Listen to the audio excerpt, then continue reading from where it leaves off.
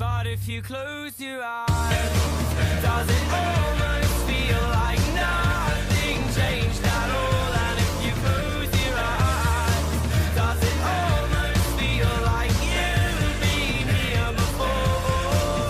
How I'm beginning to be an optimist about this. How I'm beginning to be an optimist about this. What's up, everybody? It's Monday, July 7th, 2014, and welcome to the very first episode of The Clock Tower. I'll be your host, Big Ben.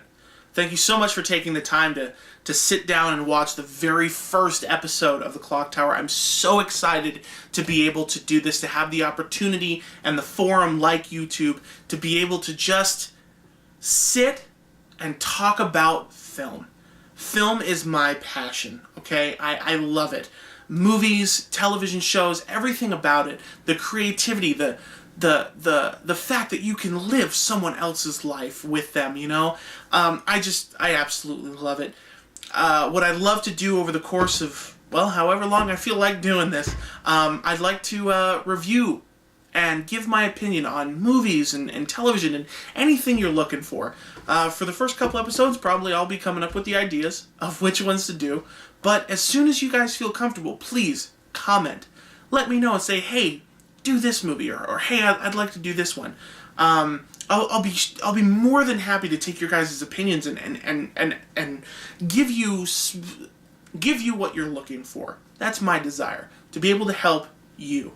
Every day that the video will come out, we'll have a different theme, just to give a kind of direction on where we want to go. This being Monday, I figured we'd do Manly Monday, where we'd pick an action and adventure, or an intense war flick, or who knows, anything like that. So it's Monday, Manly Monday. What's the first thing we have on the docket? Pompeii. I know, ladies, please control yourselves. Pompeii. Roman epic about the city destroyed by a volcano.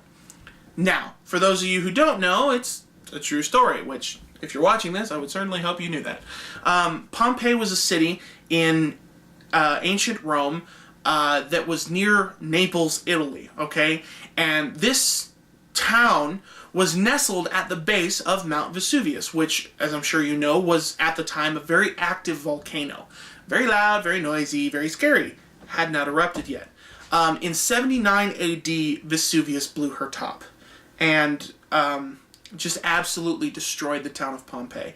It hit so hard and so fast that archaeologists have actually excavated around the town, and they found people still laying in their beds. They died that fast that they were still laying in their beds.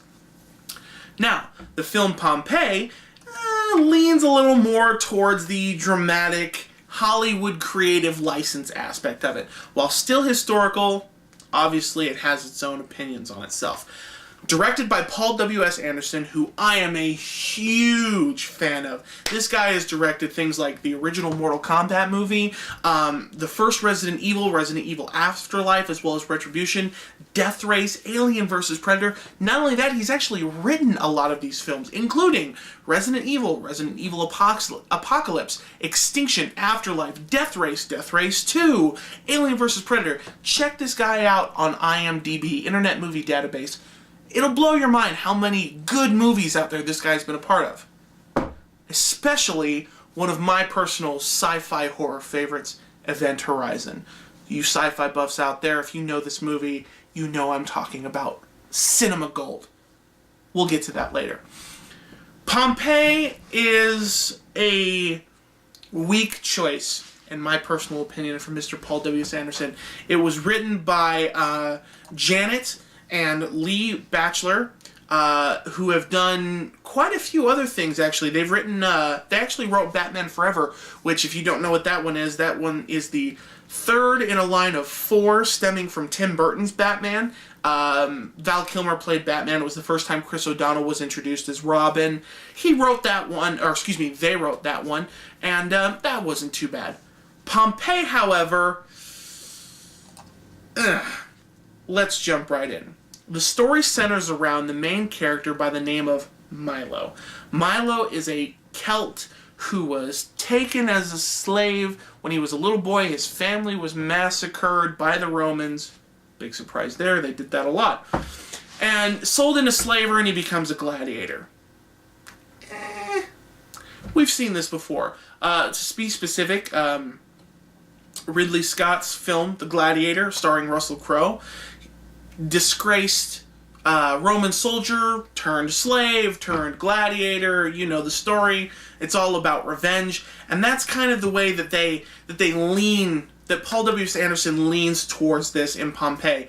The whole story is centered around Milo, played by Kit Harington, which if you don't know who Kit Harington is, he plays Jon Snow in HBO's series Game of Thrones. Fantastic show.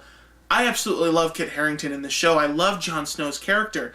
However, Kit Harington has picked a couple of movie decisions lately that I wouldn't have picked. He was in the new Silent Hill edition, and he was kind of weak in that. And in this one, he does okay, but I don't know. I don't think there was an opportunity for him to actually flex the muscles that he has to become the character Milo. And that is actually my biggest problem with this film, is the fact that, man, it starts and it just goes. There's no character buildup. There's no opportunity for growth, which in a film like this, in a character-driven film, you have to have growth. If you don't, then you're just watching the guy from day one finish on day 59, and you have no idea what happened in the middle, okay?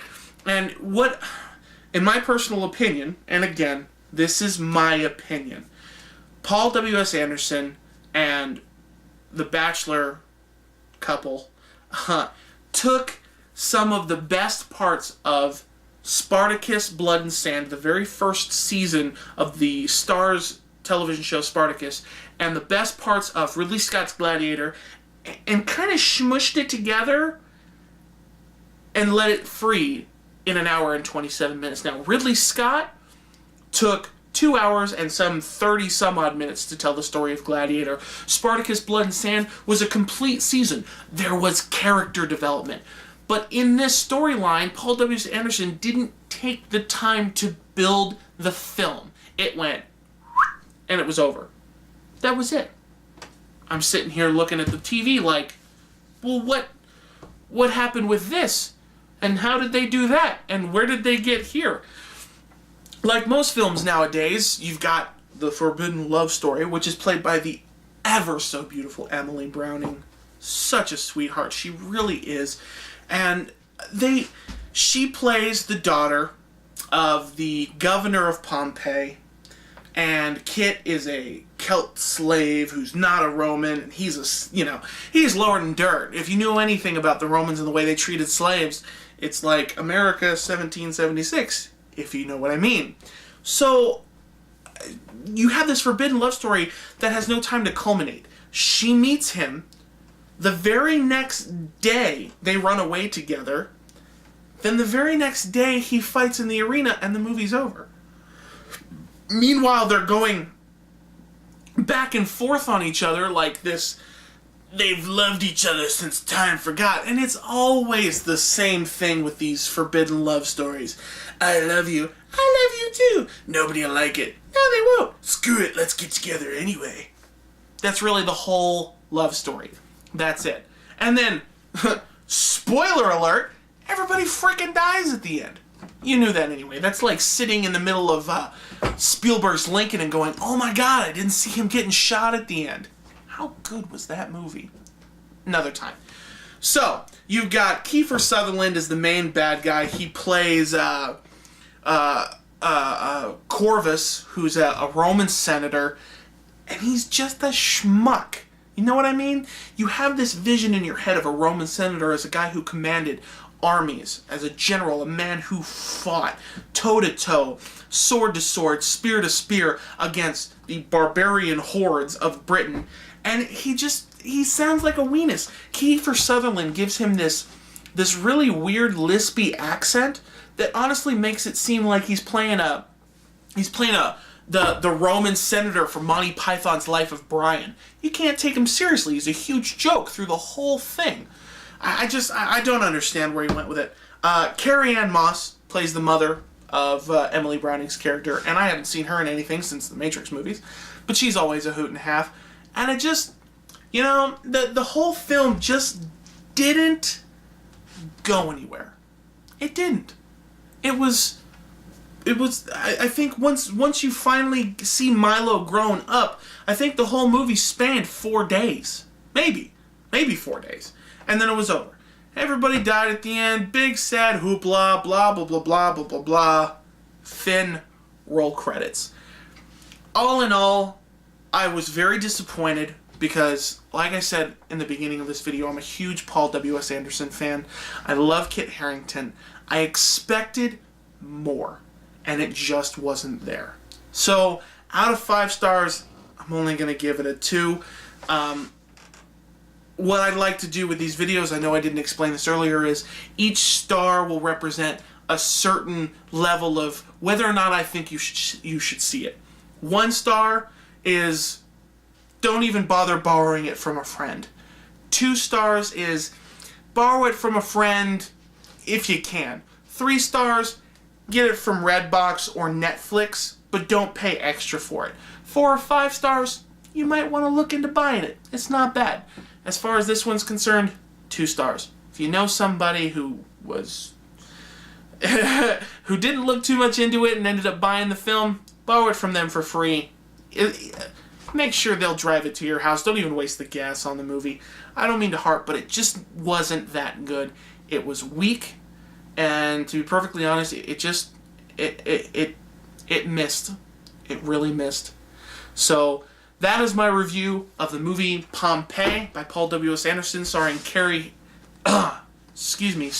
Harington and Carrie Ann Moss. If you get a chance, like I said, borrow it from a friend, but don't rent it or buy it. My opinion again.